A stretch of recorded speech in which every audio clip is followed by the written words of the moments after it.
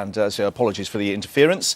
But let's return now to the MP's expenses. Now, day 10, no less, and the latest claims. 5 under the spotlight this morning. 3 Conservatives and 2 Labour. Well, joining us now is Jonathan Gabay, the author of Soul Traders, How Honest People Lost Out to the Hard Sell, a book all about government spin. Is this the death knell of government spin and being able to keep a lid on such issues? No, it's not the death knell of government spin. It's just taking a different type of an avenue, a different type of approach. The interesting thing about all this is that nothing is new. It's just a different, as I just said, interpretation. I listen to our wonderful MPs, and I know you're smiling there when I'm saying our wonderful MPs. You may say that, I couldn't possibly comment. Oh, okay, a bit of spin there. A bit of spin cards, there. yeah. Okay, I listen to all these things that they're saying, that they're trotting out, actually, and I actually recognise so many classical spin, if you wish, techniques. I've actually noted some, listening to the headlines this morning. Right, flag them up. OK, here we go. The first one, it's classic stuff, is it wasn't me, it was him, honestly.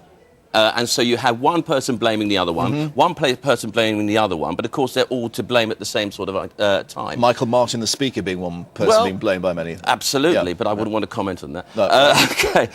The other one would be, at all times, keep a stiff upper lip. And that is when you have the party leader saying, look, these are going to be tough times for us, but actually, by you actually staying with us, actually, and keeping with us, and actually, in the case of Cameron saying, if you don't do something, we're going to remove the whip, it's going to show the electorate, actually, that we will persevere, and therefore, at the end of it, they'll be able to trust us. Yes. I think the phrase, draw a line, and so on and so forth. I mean, it's sort of shades of Little Britain with David Walliams as the MP outside the Grand House explaining, Anyway, but the other issue is whether this is going to work anymore. I mean, we've got, for instance, Gordon Brown this morning in the News of the World saying, well, we're now going to take swift, comprehensive action, whatever.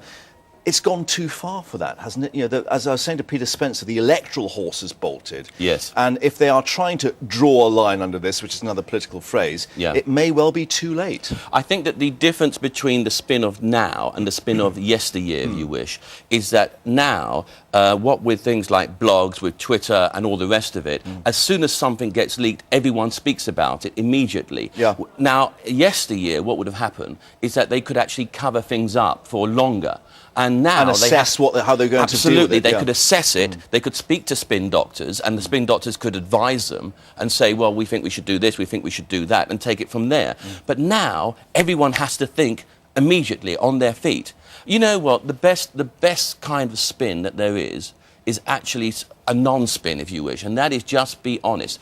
If you make a mistake, admit to it. I mean, if you admit to a mistake, and then that's it. That's a very interesting point, because and we've had floods of emails on this issue. Many people are saying, why don't they just accept that what they've done is wrong? Oh, there you and go. when they say, well, it's an error in judgment, that's not accepting it's wrong. Yeah. They're just saying, well, I didn't get away with it quite. Well, some would say, is there a sort of mindset amongst politicians that they are wired not to say sorry? I tell you what this is. I don't think it's just about politicians. I think it's about any kind of leader, whether it be a leader of a bank or a politician, whatever it might be. What it is that you reach such a high level that actually you start convincing yourself that I will be protected, my office will protect me, my status will protect me. And so the higher up you reach, the more distant you become from the people who put you there. Because you are so used to telling people what to do and nobody tells you what to do. Nothing's going to happen to me. Right. And that's the reason why people keep on asking me. They keep on saying to me, Jonathan, why is it that the MPs, they just don't get it? They're saying so, but they don't actually get it. Because they deluded themselves, in my opinion. They've deluded themselves. They couldn't know better than deluded. They've cushioned themselves and said, well, it doesn't affect me. Right. One thing is to say sorry. Sorry is a small word. What they've got to do is actually prove it.